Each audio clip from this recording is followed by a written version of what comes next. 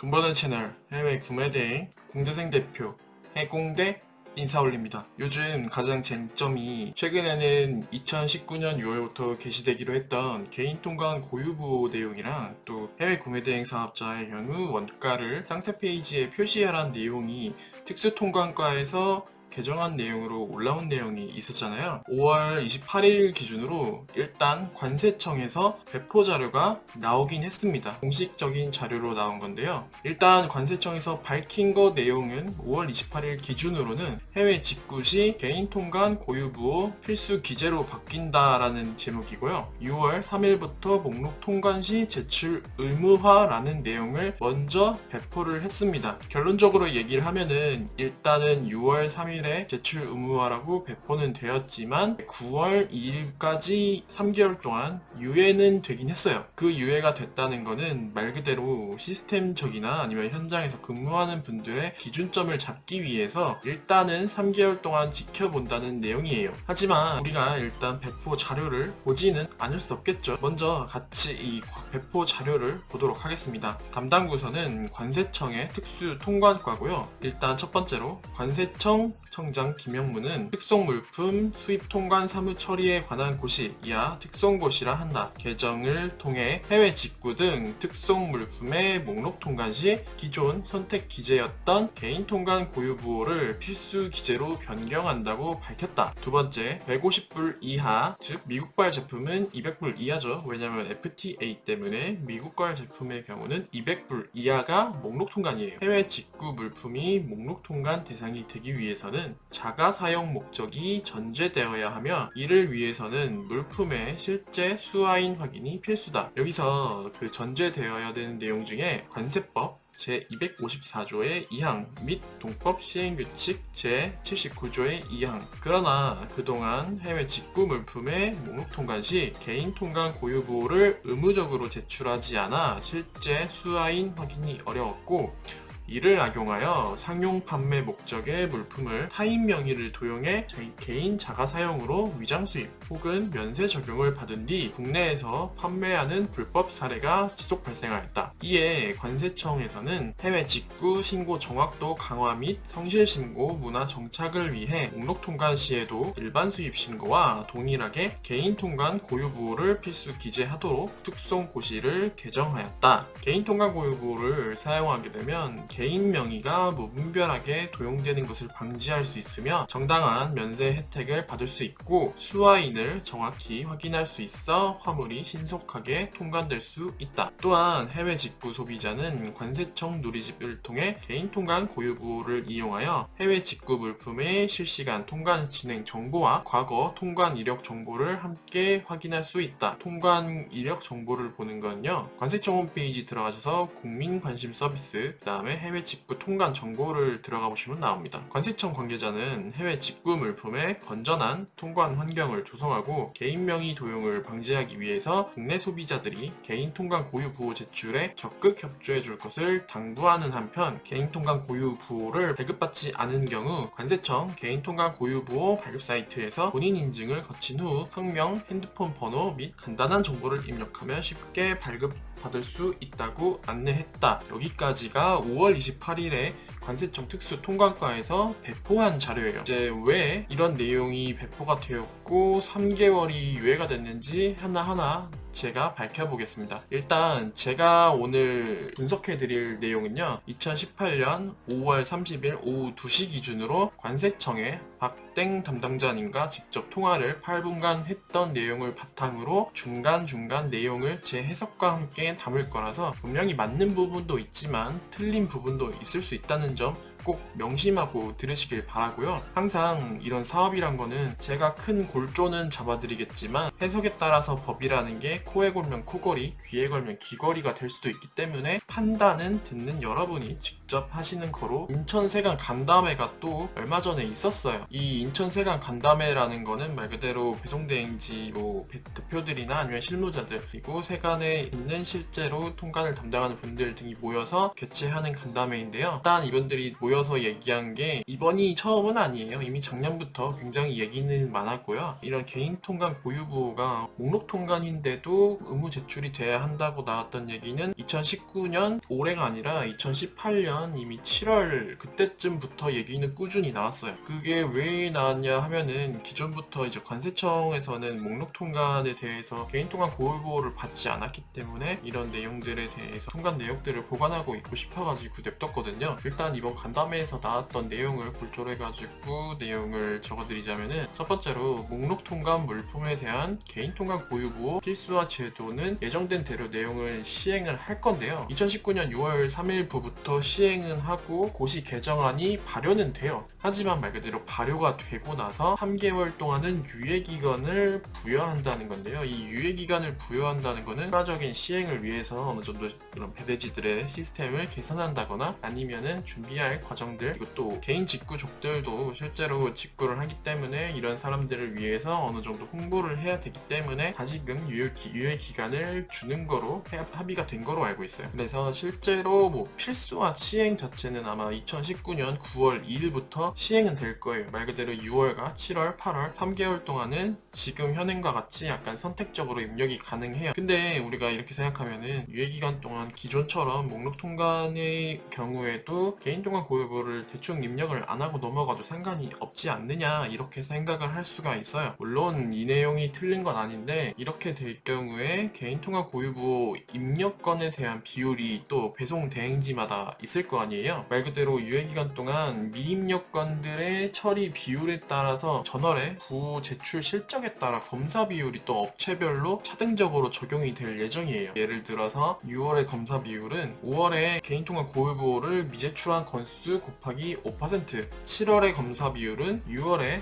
반입건의 부호 미제출 건수 곱하기 10%, 8월의 검사 비율은 7월 반입건의 부호 미제출 건수 곱하기 15%, 이런 식으로 전월에 이 업체가 얼마나 미제출 건수가 늘어났는지에 따라서 검사 비율이 높아질 거예요. 검사 비율이 높아진다는 거는 배송대행지의 이 통관 과정에서 통관되는 속도가 느려질 수밖에 없다는 걸 뜻하겠죠. 그럼 거꾸로 말하면은 배송대행지 입장에서는 어떻게든지 이런 통관 부호를 받으려고 노력을 많이 할 거예요. 예를 들면 뭐 강제로 입력을 하게 바꾼다거나 시스템을, 아니면 분명히 공지사항 등에 이제 고지를 하게 될 거예요. 물론 이미 이런 강제로 입력하게 되는 칸들은 작년부터 많이들 시스템이 개선이 되긴 했는데요. 페널티라고 하죠. 페널티가 어느 정도 강화가 돼가는 과정이기 때문에 배송대행지 입장에서는 아무래도 이 퍼센트를 끌어올리기 위해서 뭔가 노력들을 할 거예요. 그리고 이거랑 더불어서 나온 얘기 중에 하나가 또 생년월일로 개인통관 보유부호를 대체할 수 있게 할 건데요. 이거는 개정안 내용에서도 이미 지난 영상에서 다룬 것처럼 나왔던 내용이고요. 여기서 주의할 점은 뭐 주민등록번호 앞번호에 뭐 예를 들어서 90 몇 년생으로 시작하는 6자리 이런 게 아니라 말 그대로 생년월일이기 때문에 8자리로 쓰셔야 합니다. 그리고 또 하나 추가되는 내용은 안심번호 사용의 경우 허용을 하진 않아요. 구체적인 이런 내용에 대해서는 아직 확인이 안 된 걸로 알고 있거든요. 아마 많은 분들 아시겠지만 쿠팡 같은 데서는 안전번호가 입력이 되긴 해요. 물론 다시 엑셀을 다운을 받으면은 실제 그 통관 핸드폰 번호가 나오긴 하는데 몇몇 사이트의 경우에는 안전번호로 자동으로 입력이 되는 사이트들이 있거든요. 뭐 11번가가 아마 그랬던 것 같아요. 인터파크인가 11번가. 그래서 안전번호가 입력됐을 때는 한 번 더 구매자한테 연락을 해야 되기 때문에 좀 기존에 귀찮았던 이야기 그냥 입력을 하기도 했거든요. 또 개정안 자체에서는 이런 안전번호를 쓰지 못하게 막겠다고는 하는데 이 내용에 대해서도 정확히 어떤 결과론적으로 나온 내용이 없는 것 같아요. 유예 기간이 끝나면 그럼 9월 2일부터는 또 어떻게 될 거냐, 이게 굉장히 궁금하실 텐데 이 내용에 대해서도 아직 정해진 게 없대요. 말 그대로 이게 한순간에 뭔가 시스템을 확 바꿔가지고 하기에는 우리나라 이제 입구 시장도 커지고 있고 통관되는 건수도 하루에도 많다기 앞으로 조금씩 틀을 잡아가진 않을까 생각은 있어요. 이런 개인 통관 고유부가 그러면 도대체 왜 관세청 세관에서는 자꾸 강제로 받으려고 하냐, 이런 거가 많이들 궁금하실 텐데요. 일단은 이거에 대해서 제가 한 번 더 짚어드릴게요. 첫 번째로 그 0505 같은 0503 이런 안전번호로 쓰던 일회성 전화번호를 왜 관세청에서는 이번에 개정안까지 넣어가면서 받지 않으려고 했는가는, 말 그대로 그 안심번호가 원래 개인정보 유출을 방지하기 위해서 이런 전자상거래 사이트, 지마켓이나 옥션 등에서 선택을 할 수가 있잖아요. 근데 이런 안전번호들은 말 그대로 배송이 완료된 후에 이제 3일 정도 지나면은 자동으로 증발이 돼버려요. 그러면은 이 증발된 번호기 때문에 관세청에서는 나중에 핸드폰 번호에 대한 추적도 어려울 뿐더러 실제 수화인의 정확한 정보라고 볼 수 없다는 게 세관의 방침이에요. 그렇기 때문에 세관에서는 이렇게 안전번호 050, 실제 번호가 아닌 거죠, 이런 번호를 최대한 좀 못 넣게 막으려고 하고 있는 거고요. 그렇기 때문에 핸드폰 번호라던가 아니면은 뭔가 특정인들이 집에서 사용하는 유선번호, 집전화 번호라고도 할 수 있죠. 근데 이것도 되게 애매한 게, 어떻게 보면 집전화 번호는 또 가족들이 쓸 수는 있잖아요. 그리고 또 02로 시작하는 번호지만 서울의 어떤 사무실의 번호일 수도 있고요. 사무실의 경우에는 약간 불특정 다수기 때문에 좀 인정을 안 해주려고 하는 것 같은데, 아마 가족이라는 공동체, 되게 좀 타겟이 좁은 공동체에서 쓰는 집전화번호 02, 031 이런 거 정도는 지금까지는 크게 무리가 없었던 거로 기억을 해요. 물론 이거는 저는 거의 100%에 가까운 90% 이상으로 핸드폰 번호를 직접 입력을 하기 때문에 유선 번호에 대해서 정확한 내용을 알지는 못하는데, 주변에서 유선 번호 넣었다가 문제 생겼다는 거는 아직까지는 듣지 못했어요. 만약에 이런 사례가 있다면은 댓글로 남겨주시면은 다른 분들에게 좀 도움이 될 것 같습니다. 이런 경우도 있겠죠. 시, 구, 군, 동, 읍, 면, 아파트 동, 호수 이런 주소들의 경우도 누락이 되어 있을 경우에 사후 심사를 통해서 과태료를 부과할 수 있다는 내용이 작년에 이미 얘기가 나오긴 했어요. 말 그대로 주소를 제대로 안 쓰면은 나중에 또 통관이 되었던 거 내용에 대해서 추적이 어렵기 때문에 깼다라는 내용 같은데요. 결국에는 이 앞쪽의 내용을 보면은 관세청 입장에서는 통관이 제대로 된 이후에 이런 통관된 물건들이 어떻게 관리가 되고 있는지를 추적을 못하고 있다 보니까 그것들을 하기 위해서, 잡기 위해서 이런 개인통화 고유부를 강제로 입력하게 되는 걸 계속 시도를 하는 것 같습니다. 그리고 작년에 나왔던 것 중에 얘기도 하나 좀 복합적으로 얘기하면은, 좀 이 부분은 알고 들어갔으면 되게 도움이 되실 거예요. 개인 직구 물품들은 전부 다 그 전제가 자가 사용이 원칙이잖아요.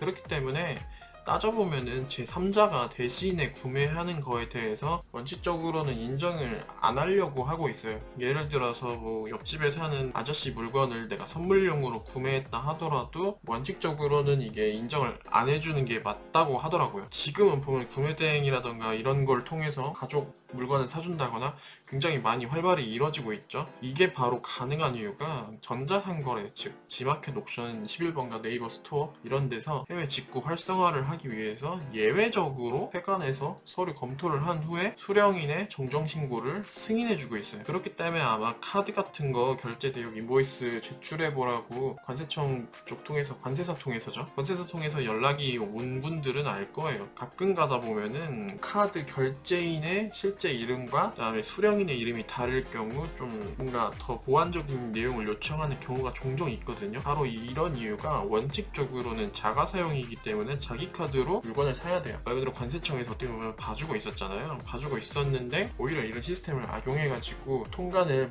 불법으로 남의 명의 도용해가지고 하던 업자들도 있을 거예요, 분명히. 그렇기 때문에 수령인 정정 서류 미비 시에는 예외 없이 승인 처리를 불가하겠다는 얘기가 작년에 한 번 있었어요. 지금은 어떻게 될지 정확히 모르겠지만 이런 내용들이 분명히 작년에 얘기가 오간 게 있었고요. 이런 경우에 수령인 정정이 좀 어려워질 수도 있고 서류가 심사가 지연된다 혹은 통관이 불가돼가지고 폐기가 될 수도 있다, 이런 내용 때문에 수령인 명을 정확히 쓰라는 내용들이 이미 작년에 제 기억에 한 10월쯤에 오갔던 거로 기억을 합니다. 그래서 관세청 입장에서는 뭐 예를 들어서 개명을 했을 때는 지금 갖고 있는 주민등록증이나 여권이나 뭐 운전면허증 같은 신분증상의 현재 실제 성함으로 수령인명을 기재하기를 바라고 있었고요. 또 개명을 했을 때 성함을 적으면 어쨌든 적하 정정 진행으로 인해서 통관 지연이 될 수 있는 문제가 있다고 밝혔었어요. 두 번째 문제는 그런 게 있었죠. 예를 들어서 가명을 쓴다거나 예명을 쓴다거나 별칭을 쓴다거나 집 주소 같은 내용을 쓰는 분들이 있었는데, 어떻게 보면 그런 게 있죠. 수령인명에다 우리 집 아니면 가게 이름, 그 다음에 여자분들은 이런 경우가 좀 있을 거예요. 그 우리 집에 이제 여자 혼자 사는 게 무섭다 보니까 일부러 남자분의 이름을 쓰는 경우가 종종 있을 거예요. 저도 많이 들었는데, 혼자 여자가 집에 사는 거 알면은 좀 무서운 일을 당할 수도 있으니까 일부러 좀 세 보이는 이름, 김두현 강해 보이죠? 아니면 굉장히 강한 이름들을 쓰는 경우가 있다고 하더라고요. 그래서 이런 경우에는 말 그대로 수령인 명이 가짜로 적용이 되는 거기 때문에 이거에 대해서도 꼭 구매대행 사업자들이 구매자들에게 잘 인지를 시켜야 할 거예요. 제대로 된 수령인 명을 적으라는 내용은. 이거랑 하나가 더 파생된 게 바로 그게 있죠.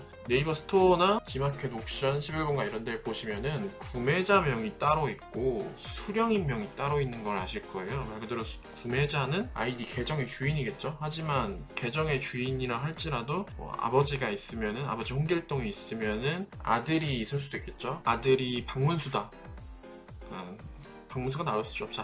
아버지가 홍길동이면 아들은 홍문수다. 뭐 이럴 경우에 아버지가 구매자고 수령인은 뭐 아들이 갖고 싶어하는 물건을 사줬을 수도 있잖아요. 그럼 아들의 개인통관 고유부호를 입력을 해야 되는데, 이제 아버지가 아들 핸드폰으로 뭐 받고 발급하기 귀찮으니까 아버지 거 개인통관 고유부호를 입력하는 경우가 있어요. 아주 종종 있어요. 이런 경우가 또 문제가 되는데, 말 그대로 구매자인 홍길동 아버지가 입력한 개인통관 고유부호가 입력이 되어 있는데 수령인은 전혀 다른 아들인 홍문수 군이 입력이 되어 있는 거예요. 이렇게 될 경우에는 이제 수령인과 그다음에 통관되는 개인통관 고유부호 매치가 안 되는 거죠. 이럴 경우에 바로 문제가 생기면서 수입신고 진행되고 뭐 적하 정정이 불가되고 이런 복잡한 과정이 있기 때문에 이 부분을 아마 좀 잘 구매자들이 볼 수 있게 상세 페이지에 입력을 하셔야 될 거예요. 말 그대로 수령인의 개인통관 고유부호를 정확하게 수령인과 입력을 해라. 이 부분을 적어주시면 도움이 될 거예요. 작년에 제가 좀 전에 말씀드린 것처럼 작년 2018년 7월부터 얘기는 계속 나왔는데 다행히 아직까지는 시행이 안 되고 있었잖아요. 근데 이번에 여기까지 벌써 개정안까지 끌고 올라왔고 정확한 내용을 기재했고, 그 다음에 좀 우리가 주목해 봐야 될 게, 지금 이제 관세청장이 바로 그 김영문 청장님이신데 이분이 39년 만에 지명된 검사 출신 관세청장이에요. 말 그대로 이분 양력을 보면요, 대구지방검찰청 마약조직범죄수사부 부장검사, 그 다음에 서울중앙지방검찰청 첨단범죄수사 제1부 부장검사, 또 대구지방검찰청 서부지청 형사1부 부장검사 등 되게 좀, 원래 이제 보통은 관세청장 분들이 대부분이 뭐 기획재정부 출신의 경제 관료분들이 많았는데요, 이번에 이제 들어오신 김영문 청장님 뭐 2년 차시긴 한데 어쨌든 법 쪽의 출신인 만큼 법적으로 되게 강화되면서 잡으려고 하시는 그런 움직임이 좀 보이는 것 같습니다. 이제 유예기간이 끝나고 나면 아마 진짜로 강제로 시행이 될 것 같은데 미리미리 준비를 해두시면 좋을 것 같고요.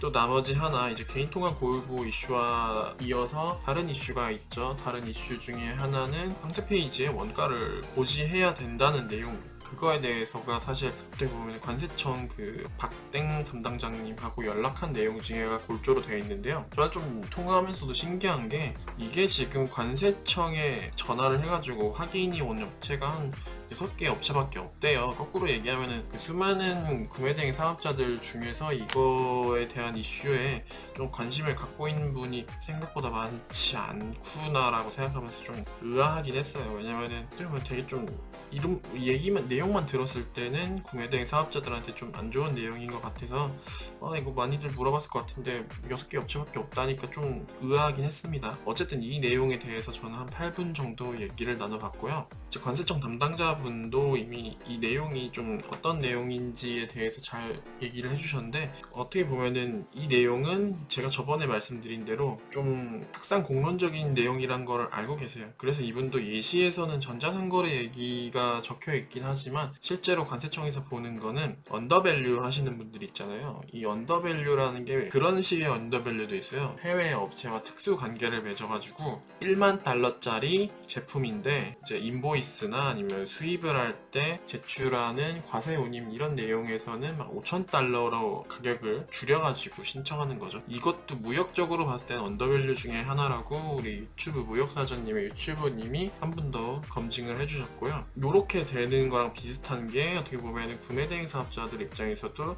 300달러짜리 제품인데 어떤 특수 관계에 의해서 관세청에 신고할 때, 통관 과정에서 신고할 때는 200달러 아래라고 신고를 하는 경우가 종종 있을 거예요, 분명히. 그렇기 때문에 이런 식의 언더밸류를 잡으려고 하는 게 제일 1차적인 목적이라고 하고요. 2차적으로 보면은 모르겠어요. 정확히 이 담당자님이 의도하는 거는 완벽하게 제가 이해는 못한 것 같은데, 다시금 곱씹어 보면은 아마도 이제 뭐 관부가세가 포함된 가격입니다 해놓고 한 30만원 받아놓고서 실제로는 이제 통관할 때 목록 통관으로 하는 거죠. 뭐 이것도 어떻게 보면 언더밸류 중에 하나라고 할 수 있겠네요. 이것도 작년에 큐텐 쪽에서 굉장히 많이 문제가 터졌던 거로 기억을 해요. 큐텐에서 핸드폰 영역이었는데 핸드폰이 이제 관부가세 포함 가격이라고 해가지고 뭐 큐텐에서 많이들 구매를 했었는데, 나중에 찾아보고 알고 보니까 그거에 대해서 관부가세를 내지 않고 언더밸류를 친 다음에 그냥 통관을 시켰던 사건이 있어요.